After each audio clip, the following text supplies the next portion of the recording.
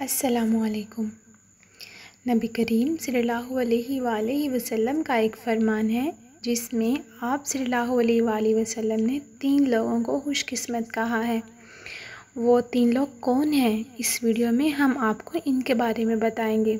دوستو اور پیاری بہنوں، ہم اسی طرح کے اچھی ویڈیوز آپ کے لیے لاتے ہیں، اسی لیے آپ سے گزارش ہے کہ ویڈیو کو دیکھنے کے ساتھ ساتھ لائک بھی کیا کریں اور دوستوں کے ساتھ شیئر بھی کیا کریں۔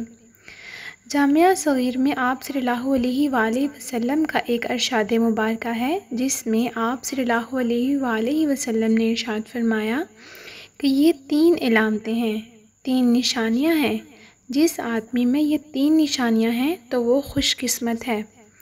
پہلا خوش قسمت انسان وہ ہے جس کی زبان اس کے قابو میں ہو، یعنی وہ کوئی بات کرنے سے پہلے اس بات کو سوچے، اس بات کو تولے، کیا میں یہ بات صحیح کر رہا ہوں، کس انداز سے کر رہا ہوں، میرا بات کرنے کا انداز درست ہے یا نہیں، اس کے بعد بات کرے۔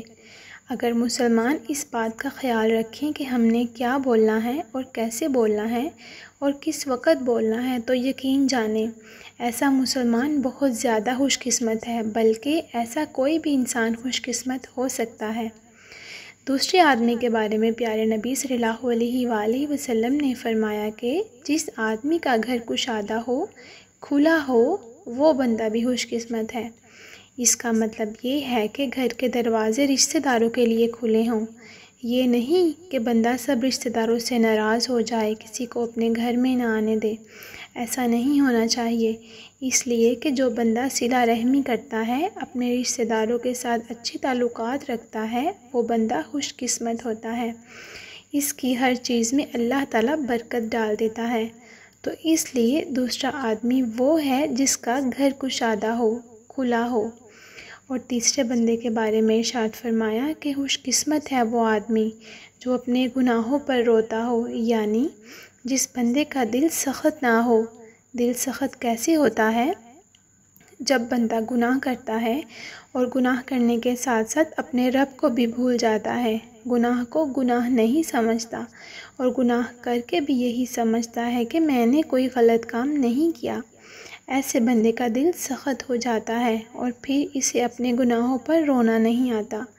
تو جو بندہ اپنے گناہوں پر روتا ہے، چھوٹے گناہ ہوں یا بڑے گناہ ہوں، اللہ تعالیٰ سے معافی مانگتا ہے، اللہ تعالیٰ سے معافی مانگتا ہے کہ اے اللہ، میں تیرا بندہ ہوں، بندہ ہونے کے ناطے مجھ سے گناہ ہو جاتے ہیں۔ کئی لوگ پوچھتے ہیں کہ ہمیں رونا نہیں آتا، ہم کیا کریں؟ اگر رونا نہیں آتا تو رونے والا منہ بنا لے۔ اللہ پاک تو صرف بہانہ چاہیے، وہ اپنے بندے کو بخشنے کے بہانے ڈھونڈتا ہے۔ ان 3 بندوں کے بارے میں ارشاد فرمایا کہ جس بندے میں یہ 3 نشانیاں ہیں وہ بندہ بہت زیادہ خوش قسمت ہے۔ تو ہم سب کو چاہیے کہ ہم یہ 3 علامتیں اپنے اندر پیدا کریں، اور اگر ہمارے اندر یہ 3 علامتیں ہیں تو ہم اللہ تعالیٰ کا شکر ادا کریں۔ اس طرح کی مزید ویڈیوز دیکھنے کے لیے ویڈیو کو لائک کریں اور چینل کو بھی سبسکرائب کر لیں اور بیل آئیکن کو بھی ضرور دبا لیں۔ السلام علیکم۔